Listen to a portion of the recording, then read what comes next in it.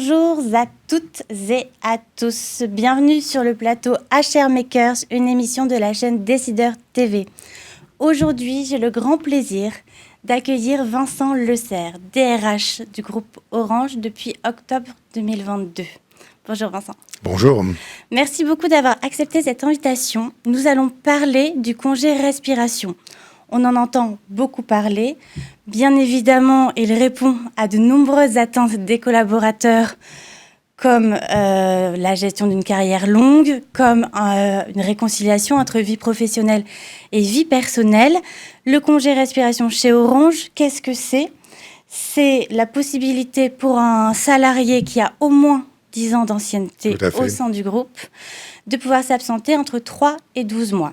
Alors, il y a quelques conditions, bien évidemment. Donc, c'est 10 ans d'ancienneté, que le projet se réalise en France et que le projet soit dédié, consacré à l'éducation, la formation, bien évidemment, ou bien aussi, il peut être fait au sein d'une autre entreprise type TPE, PME, start-up, sous la forme d'un mécénat potentiel.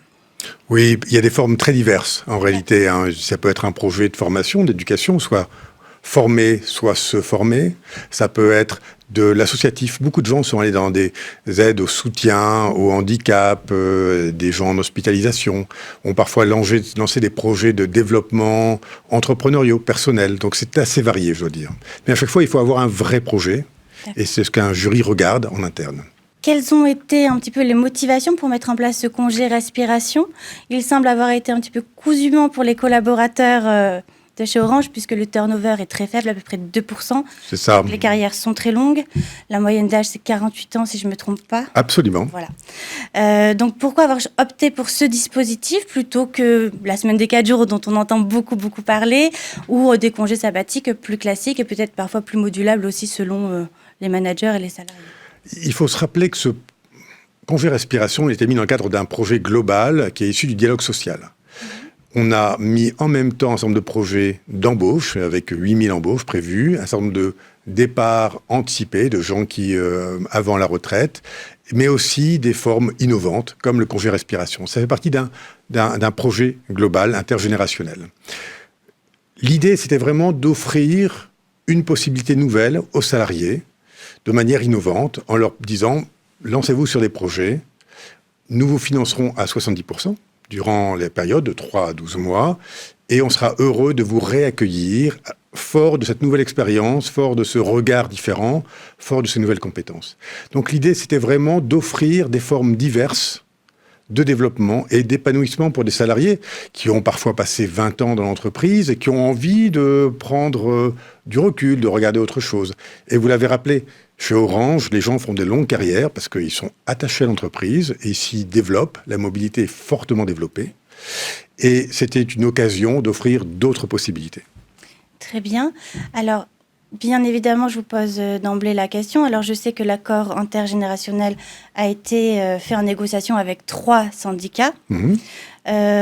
Toutefois, on peut se demander comment est-ce qu'on organise le poste de travail de la personne qui part en congé respiration. Comment est-ce que vous avez pensé ce dispositif afin que la personne qui revienne, on sait que le retour de congé maladie, congé maternité, ça reste un petit peu un défi pour certaines ressources humaines. Comment est-ce que vous avez pensé pour que la personne soit certaine de retrouver son poste à isopérimètre ou pas ? D'abord, il y a un engagement de l'entreprise de permettre à la personne de revenir sur un poste équivalent. La réalité de ce qu'on observe, c'est que la plupart des gens reviennent sur leur propre poste. Et le groupe a la capacité, parce qu'on est assez grand et qu'on a beaucoup de talent, de trouver des solutions intermédiaires pour permettre aux équipes de s'organiser entre-temps. C'est ce qui s'est passé la plupart du temps. Certains ont fait le choix d'aller sur d'autres postes. Certains ont fait le choix, et la plupart, en fait, de revenir sur leur poste. De fait, très peu de personnes ont quitté le groupe ensuite. L'idée, c'était que les gens partent, découvrent autre chose et reviennent, et c'est ce qui s'est passé. Encore une fois, avec une culture de mobilité, avec une culture de talent qui tourne, c'est plus facile, et la taille du groupe le permet. Alors, justement, nous sommes en septembre 2023. La phase de test a été lancée en janvier 2022 avec 250 places ouvertes. Vous devez certainement déjà avoir des retours de la part des collaborateurs. Comment est-ce que ces congés respiration a-t-il été perçu ? Peut-être avez-vous même des retours d'expérience un petit peu On en a. En fait, on suit les personnes individuellement et on a fait, bien sûr, des enquêtes pour savoir ce que les gens pensaient de cette expérience. Alors, juste un chiffre, 4,6 sur 5, c'est l'évaluation moyenne de l'expérience congé-respiration par nos salariés. Donc, c'est vraiment, vu par eux, une expérience réellement réussie. On voit d'ailleurs le nombre de dossiers qui augmente régulièrement, progressivement. On a démarré... on s'était donné un cadre de 250 places maximales.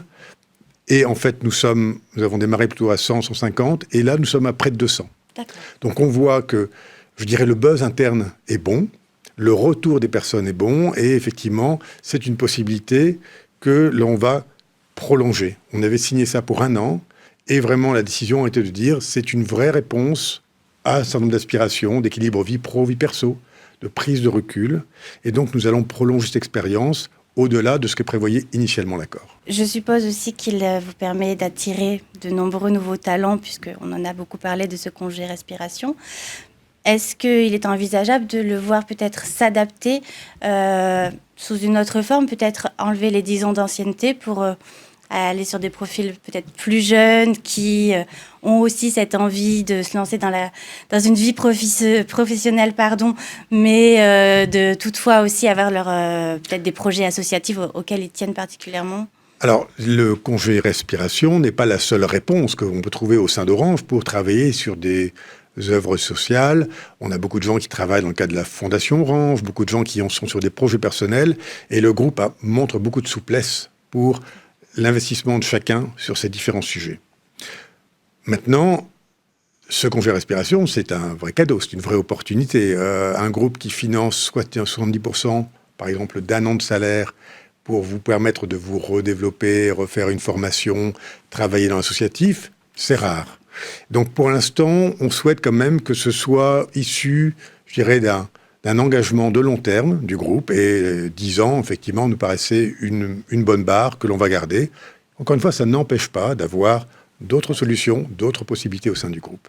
Je sais que ce congé respiration n'a pas du tout été fait suite aux réformes des retraites et à l'allongement de temps de travail pour beaucoup. Je vous le confirme. Mais ça pourrait également peut-être être une sorte de réflexion et de réponse aussi à une carrière qui devient plus longue, à des enjeux de mobilité pour l'emploi des seniors. Est-ce que c'est une piste de réflexion que vous avez envisagée ? Je vous rappelais en fait que ce projet, ce congé de respiration a été mis dans le cadre d'un accord intergénérationnel qui prévoyait aussi d'autres formes pour des personnes, pour éventuellement partir un peu plus tôt.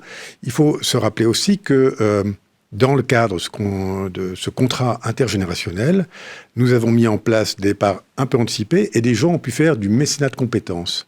Nous avons près de 500 personnes tous les ans qui dédient aussi de leur temps avant de partir en retraite pour former, aider, travailler dans des associations. Et donc ce mécénat de compétences était une autre réponse.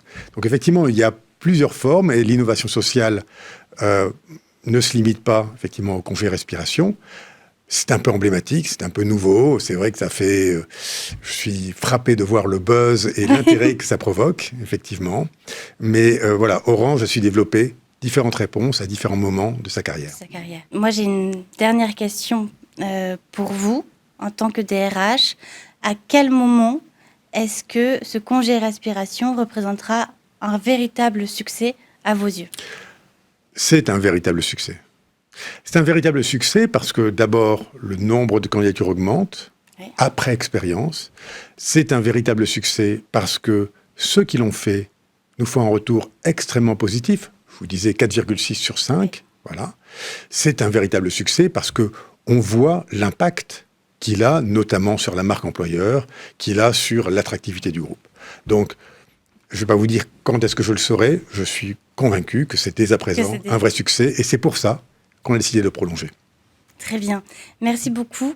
Merci je sais que d'autres entreprises comme Mazars, Accenture se sont inspirées déjà de ce congé respiration. J'espère qu'il vous permettra à vous également de vous inspirer ou de vous apporter des pistes de réflexion. Merci Vincent d'avoir été avec nous et à très bientôt sur le plateau de Décideur TV.